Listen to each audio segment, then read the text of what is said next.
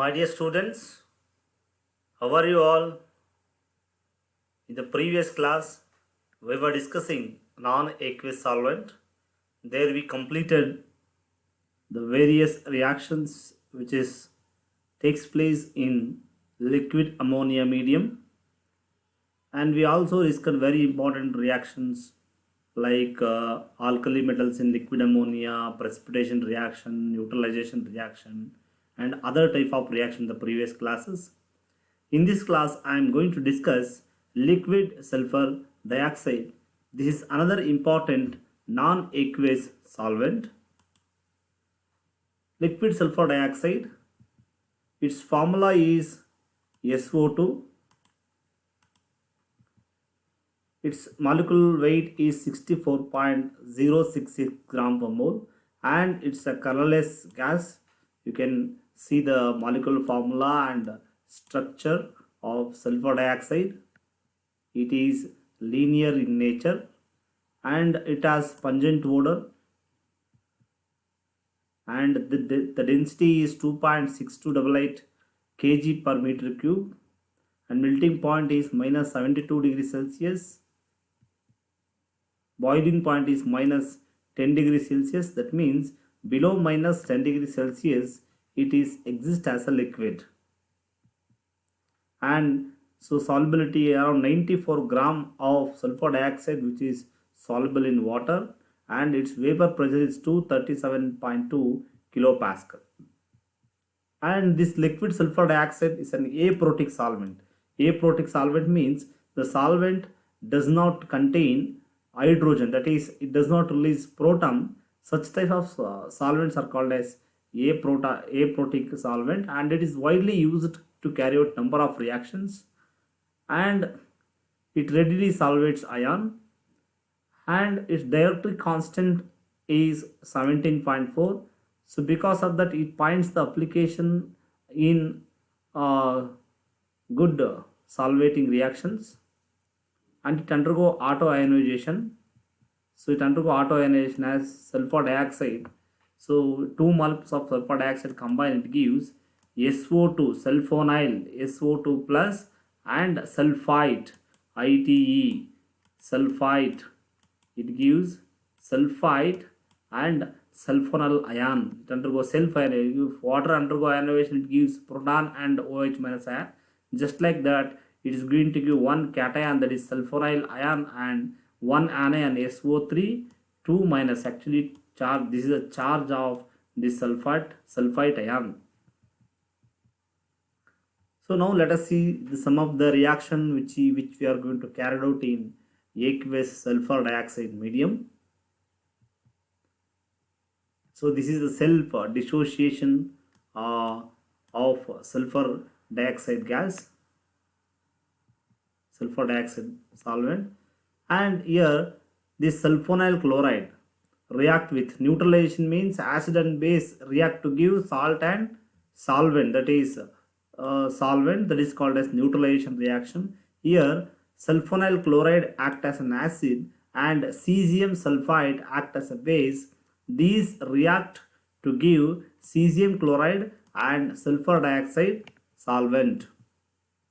And another important neutralization reaction is thionyl thiocyanate. This is thionyl or sulfonyl thiocyanate react with potassium sulfite. It gives two molecules of potassium thiocyanate and sulfur dioxide, neutralization reaction. And this sulfonyl chloride react with this sodium sulfite. If it is SO4, it is sulfate ATE. If it is SO3, it is sulfite. It gives two molecules of sodium chloride plus two molecules of sulfur dioxide. Solvolytic reactions.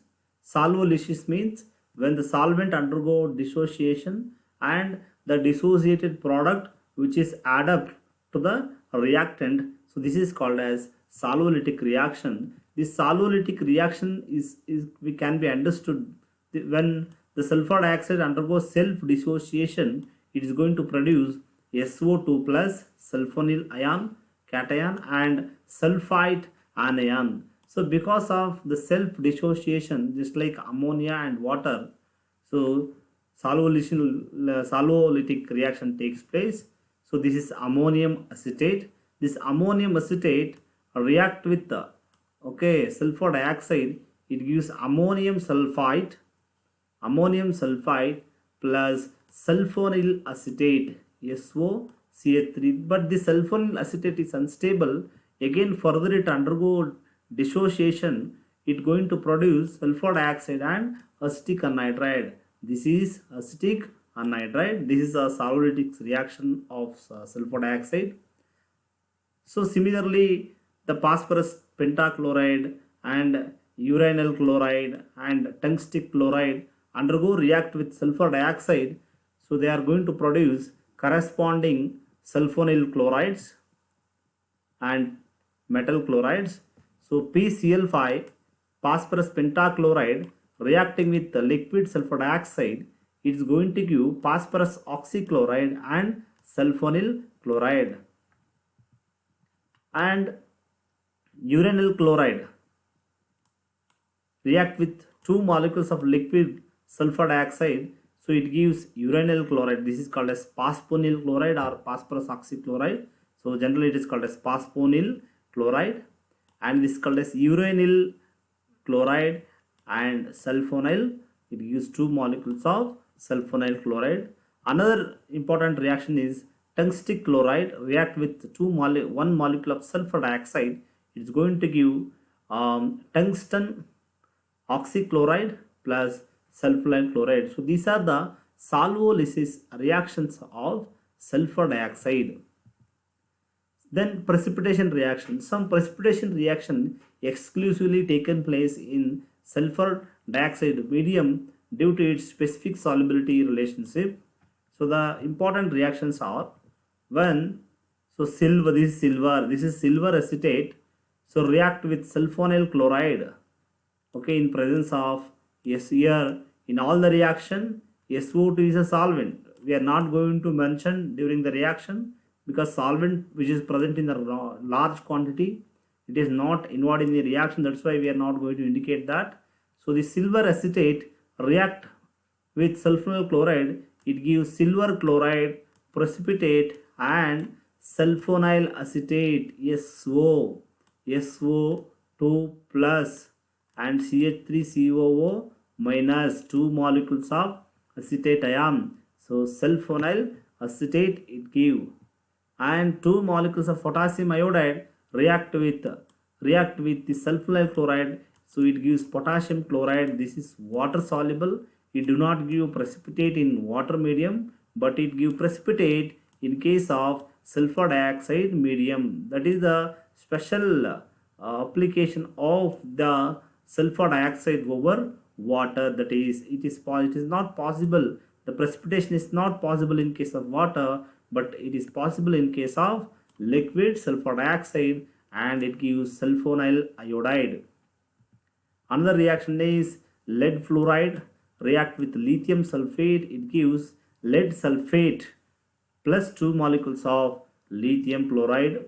And so gold chloride react with three molecules of sodium iodide. It gives sodium chloride, which it forms a precipitate in SO2, but it is soluble in case of water, and it gives gold iodide or triiodo gold. We can call as triiodo gold. And last, antimonium chloride react with lithium iodide. It gives antimonium triiodo antimonium plus three molecules of lithium chloride.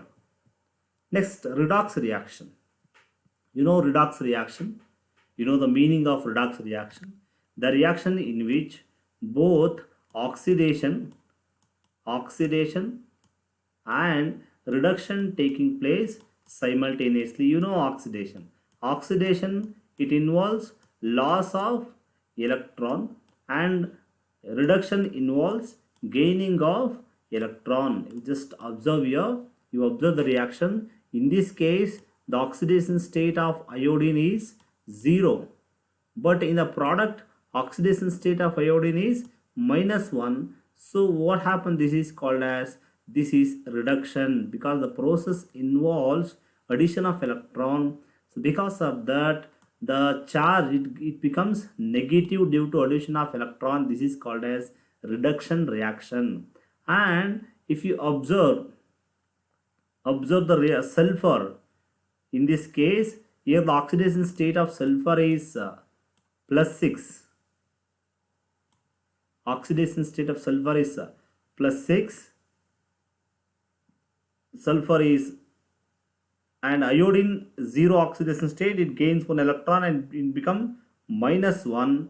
Then when we come to here, oxidation state of sulfur becomes +8. This is called as oxidation. This is called as oxidation, and this is called as reduction. Both oxidation and reduction taken place simultaneously. SO4 2 minus, SO4 2 minus, SO4 2 minus, sorry, see here oxidation state is +4. There is a small correction, because SO3, it is in SO3 2 minus, SO3 2 minus is there. The oxidation state of sulfur in this case is +4. Then after oxidation, it becomes SO4 2 minus. So in this case, the oxidation state becomes +6. That means +4 to +6. It involves loss of electron, loss of 2 electrons. So this is called as oxidation. So this is oxidation and reduction taking place simultaneously. That's why it is called as redox reaction. The compound containing sulfate ion, and this is another example for redox reaction. Here iodine is -1 and here oxidation state is 0. So this is, here iodine undergo oxidation, in the above it is undergo reduction, and here oxidation state of Sb, antimony, is +3. Here it is +5. So +5 to +3, what oxidation state is decreases due to addition of electron. That's why this is called as reduction and oxidation redox reaction. This redox reaction taken place in the presence of sulfur dioxide. So here sulfate ion, it's neither strong oxidizing agent nor reducing agent, but it depends on if the ions contain, if sulfate ion, it act as reducing agent. In this case, it act as reducing agent. It is helpful for reduction. So this is how redox reaction taken place in sulfur dioxide medium. Next, application, uses of the sulfur dioxide.